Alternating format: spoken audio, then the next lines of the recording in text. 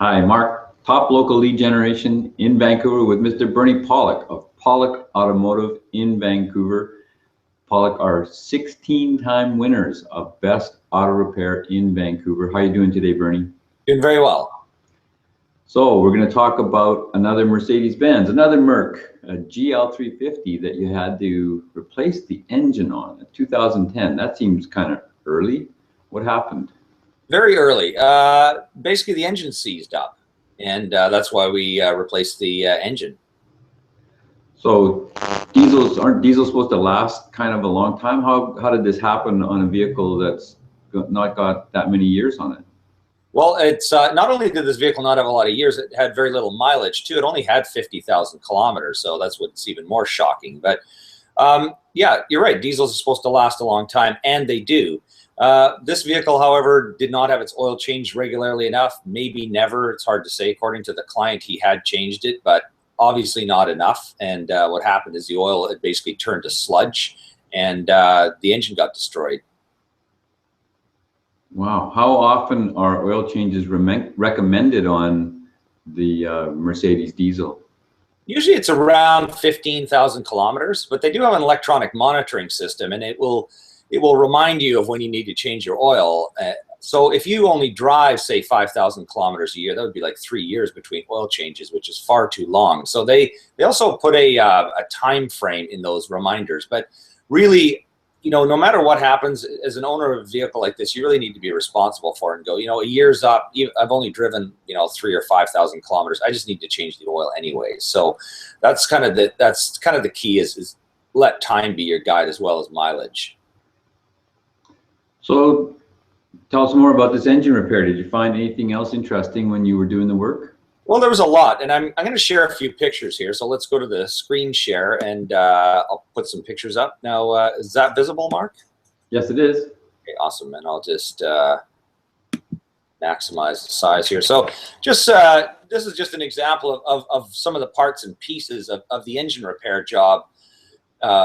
This is an extremely complicated engine, and this isn't even all the bits and pieces. I mean, the engine block we have sitting on an engine stand, so there's on this pile on the floor here, there's the flywheel. All the fuel injectors are in the left side and the bottom. There's turbocharger ducts. There's the wiring harness is that big black thing lying on the floor there with a lot of electrical plugs to connect. There's a turbocharger near that piece. There's just a variety of pieces. So I'm just showing you this to scare you. If you're a person who owns a vehicle like this, don't change your oil regularly because it just makes a lot of sense.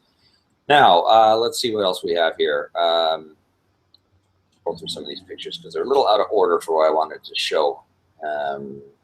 So this is the view of what we found when we took the engine oil pan off. And this was after draining the oil for a while.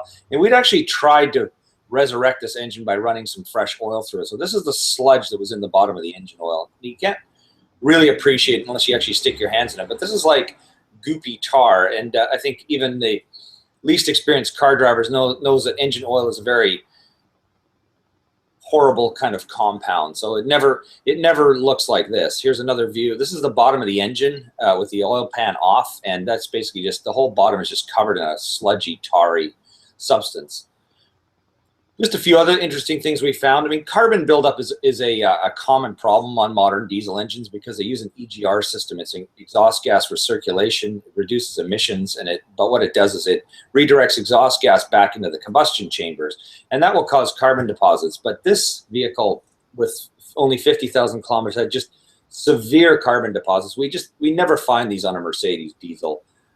Sometimes it's found on Volkswagens after like 200,000 kilometers, but this is just an insane amount of sludge. On the top, you can see there's a hole that's blocked. That's actually called a swirl valve, and that's the valve open. That's the valve closed. But I mean, the amount of airflow through these ports is very, very minimal. So we spent a lot of extra time on this engine cleaning these ports out to make sure it breathed. The engine was breathing properly. So even if this thing had not seized up, it would not have been performing very well. There's just some more sludge. I mean, this is part of the intake passageway. The diameter of this tube has been reduced by at least a third. So that has a big effect on engine performance. Again, there's our picture of all the parts. So I'll just stop screen share here and we'll get back to our conversation. All right, so it was a mess. Kind of reminds me of that for maybe the older folks in our audience, the old Fram oil filter thing, pay me now or pay me later. Would you say this repair illustrates that statement? Very well. The thing is interesting of that statement is you can pay me now or pay me later kind of insinuates that, you know, you can change your oil or you could use their quality oil filter and pay a little extra for it, or you'll pay later. But that almost implies to me like it's a, you know, a 2 + 2 = 4 kind of situation. But in this case, with this Mercedes, 50,000 kilometers, should have had about 5 oil changes. That's about, you know, on this vehicle, because it uses special synthetic oil and it's a time-consuming job, it's about $1,000 operation. But the repair bill for this job was well over $20,000. So that's definite. It definitely makes the changing of oil a lot cheaper. Plus, the owner was out of the vehicle for a couple of months, and you know, all the extra inconvenience. So, it really does pay to change your oil. Use good quality oil filters. Change it regularly. Same with all your other fluids, because it really does save you money. So, in the final analysis, when you had to change the block, is that what you got a new block for the vehicle? Is that why it took so long? Yeah, we got a rebuilt engine block. It's also for this vehicle. The other thing quite inconvenient is that it was surprising because there's a lot of these Mercedes engines around. We service a lot of them. They're found in these you know, in several Mercedes vehicles. They're found in Sprinter vans. They're found in Jeep diesel engine. Jeep uses this engine, but it's a very difficult engine to find. There's nobody around Vancouver who would rebuild this engine. We have to actually order it from the U.S. From a rebuilder that does specialize in Sprinter engines, or either that or from the Mercedes dealer. But that I don't even want to tell you the price of that one. It's just insane. So you know, so it's either buy it from Mercedes, try to find a used one. Even a used one, there was nothing available. So you know, the rebuilt one, it actually runs very well. So this should give with proper oil changes, this should give the owner years and years and years of good service.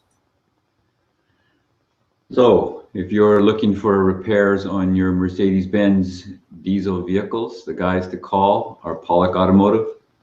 Book an appointment, 604-327-7112.